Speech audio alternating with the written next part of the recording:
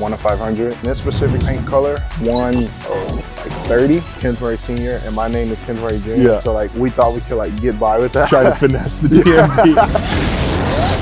There's event in the door. Aventador.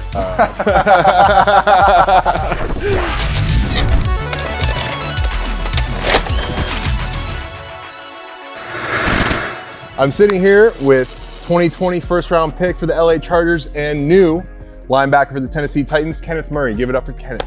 Yo. Cool, man. Thanks for being here. Yeah, thank you for having me. Absolutely. So tell us a little bit about yourself, man. Yeah, I mean, I'm not really that much of an interesting guy. Come on, man. I play football. I was here because I'm into cars. Sure.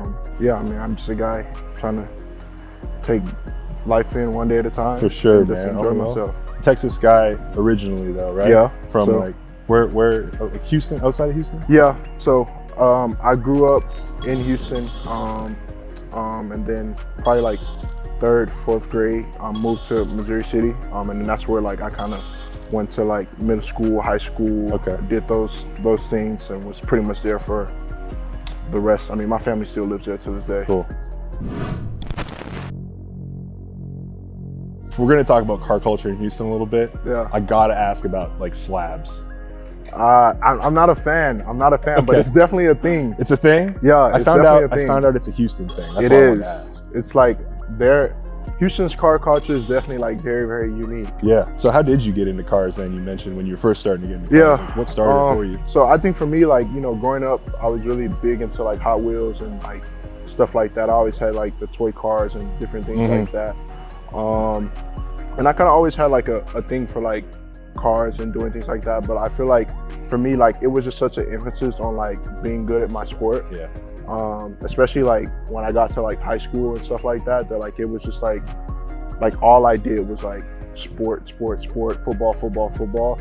And so like, you know, my whole dream was like always to like be in the position I'm in now, like be in the NFL and do stuff like that. You know, for me growing up, like, you know, we oftentimes didn't have like the time. My family was like really, really busy. So like we never really like had like time to like even like for me to like go get like a driver's license or something like that, because like I was just always like training. Getting in at the DMV like in Texas is like extremely like difficult. Right. Because like, you know, I think we all know that about the DMV. Yeah, it's like an absolute nightmare.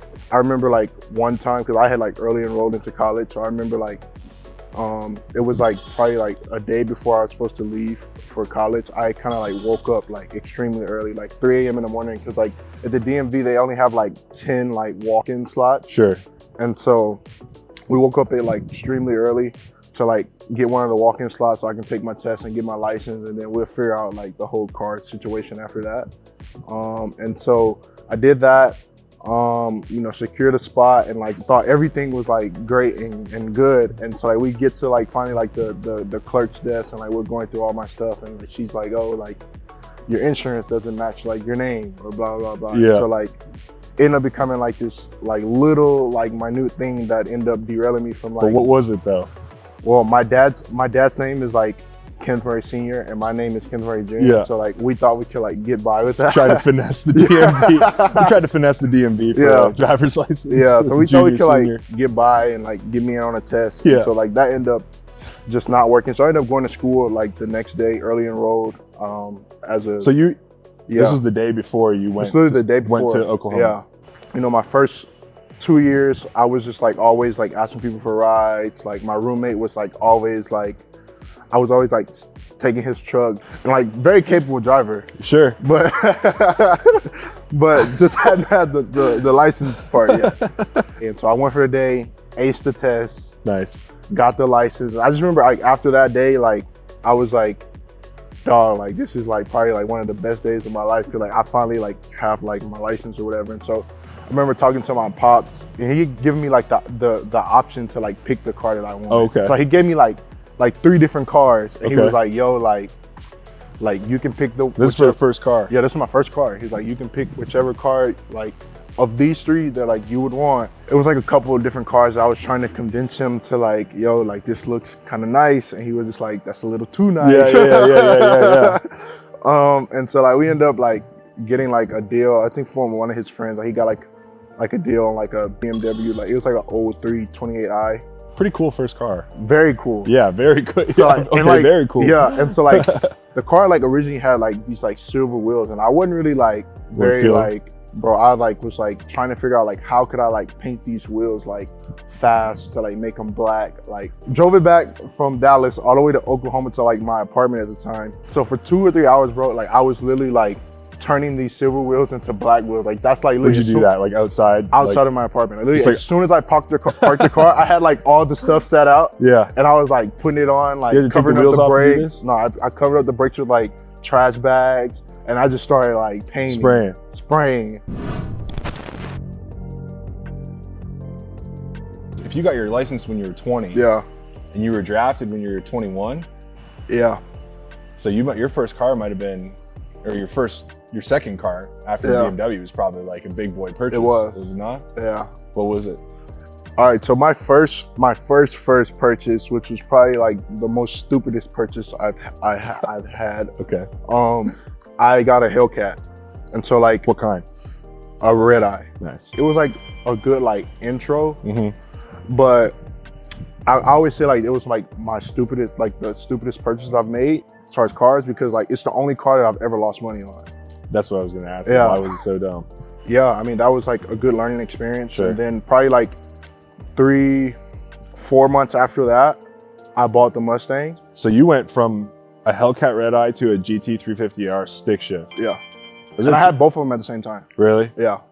I feel like, did you use them for different things? Did Yeah. you drive them at different times? Like the Hellcat was cool. Yeah. But then when I got into the 350R, like the way that car feels. It's like a race car. Yeah, it's completely different from like a Hellcat. Sure. And so like the feeling, like the confidence that it gave me, like driving on like curbs and stuff like that. And then we'll talk about later, like how I got into like motorsports and like, like Formula One and stuff like that. Like that was like more like me. Okay. And like I had like a lot more fun with like, I have like a lot more fun with cars like that. Yeah. And so like that kind of like threw me down like that like avenue in terms of like what I like in a car. So where'd you go from the Mustang then? So yeah, after that, so I remember sending my friend, like I'm like, yo, like I really think I like this GT3 RS because like I really like the race car feel. Big jump from Mustang to Porsche. Okay. So I'm like, I really like the race car feel I get with the 350R. That honestly has been like my favorite car like since. Like it's just the memories that I made with that car, like being in California, like the canyons and like, dude, the best place to drive like, a car like that. It's like the rallies that I went on, and then ultimately like the relationships that I built. You know, you're obviously really big into F1. Yep. And an avid Mercedes fan. Yep. In F1, how did that come about? That's from Lewis Hamilton. Just a Lewis Hamilton fan. Yeah, like that's my guy. You know, he's moving to Ferrari in 25, so we're Ferrari boys now. Are we? Absolutely. All right, I'll go for Ferrari too then. It's for you, man. As you pour yourself and learn more about F1, I wanted to ask you what you thought maybe the parallels were with like an elite NFL athlete to like an elite F1 driver. Yeah. I think a lot of times they kind of get overlooked as athletes. Oh yeah, for sure. By people who aren't race fans. So I wanted to kind of pick your brain and get your 2 cents on like where you think the parallels are as far as what's required for the job. Well, it's a very demanding, physically demanding sport. I mean, often like obviously like, you know, what we do, we go and we run and we hit and we do those different things. But like, I don't know, like if you've ever experienced like G-forces, like they pull like 5, which is insane. With like 5 Gs, which is like I've experienced 2 Gs and like a GT3 RS, and like my stomach was like over there. So I can only imagine like what 5 Gs is like in a Formula One car. So like, you know, just seeing the preparation that goes into it, and then I think just the science that goes behind it as well. Like it's extremely amazing. Aside from like the motorsports aspect, I wanted to talk to you a little bit about just going for a drive.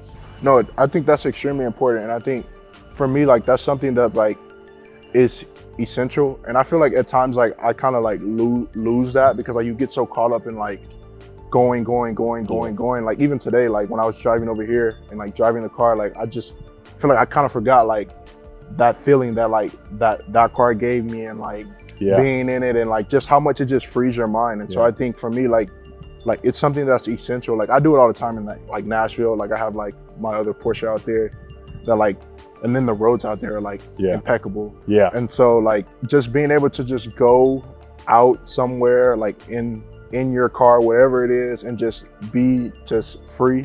I agree, man. It's like super important. Yeah. And we were talking about it earlier, just like we're always thinking about football. Yeah.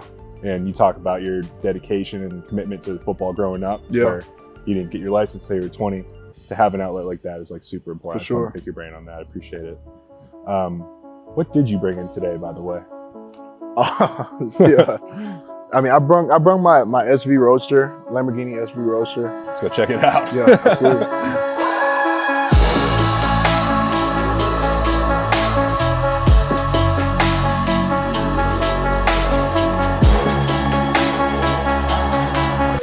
Yeah. Yeah.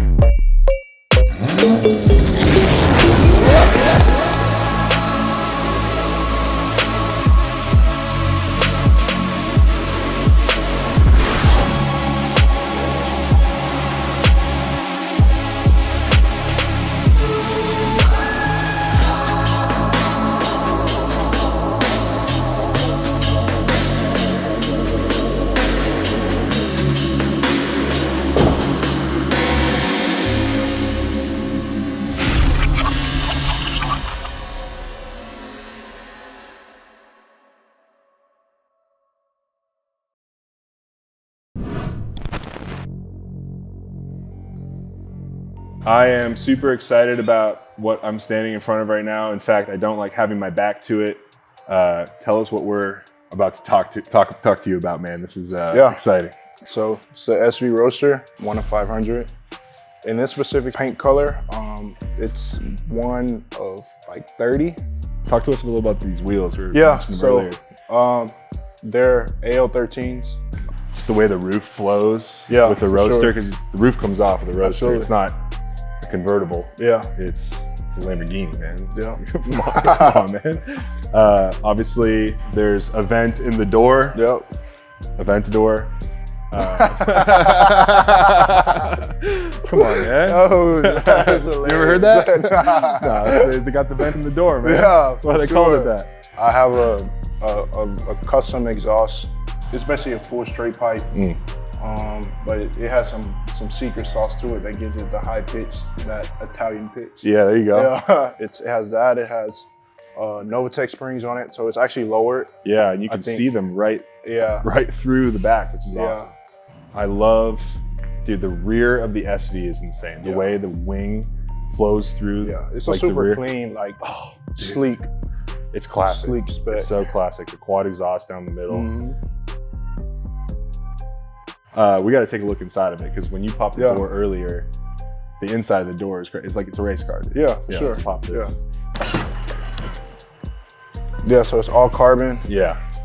Alcantara. I believe the interior is like ad persona, so it's like a specialty interior. Yeah, that red is so red strong, stitching. dude. And then the carbon doors. Dude, I love it. Yeah. Love it, love it, love it.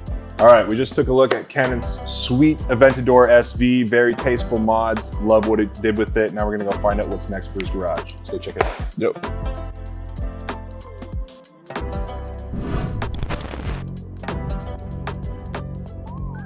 All right, just checked out one of my favorite Lamborghinis ever made. What's next for Kenneth, man? Is there what's next for the garage? Back to Porsche. Back to Porsche? Yeah, I was telling you this earlier. I feel like at my core, I'm a Porsche guy. Yeah.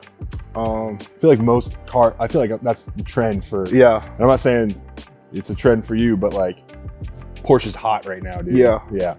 But I mean, definitely the Italian V12, like Lamborghini for sure for me is like, I feel like that'll always be a staple in my garage. But you know, like I said before, like the love for like motorsport, like the Porsche RSR, like the Porsche GT3R, like all the Porsche race cars now that they have, like that's like my thing. And so I think, you know, next I have a 3RS coming, GT3RS coming. 992, yeah. So I mean, it was supposed to be here next month, but you know, you know, carbon parts and stuff That's like how that it have is. gotten it like delayed. So looking to have it here probably like in early 2025. Yeah. That's what's coming to the garage. Sweet. Yeah. Give me like, it doesn't have to be 5. Give me like what kind of music you're listening. I want like 3 songs that you're playing on like a canyon drive, like you talked about. I don't play music. No music in the canyon? Absolutely not. No music in the canyon? All my cars are straight pipe, so I'm echoing. That is a excellent answer. Yeah. That is exactly what I wanted you to say. Yeah. No music for Kenneth, man. Straight piped only. Absolutely. I need to know, I mean, seeing and hearing about the cars that you've had and have, I need to know your 3-car garage. Dream 3-car garage, money's not an object. Yeah. Top 3. I mean, I think the GT3 RS, like the one now, especially the way that they have it set up aerodynamically, like will always be like a stable.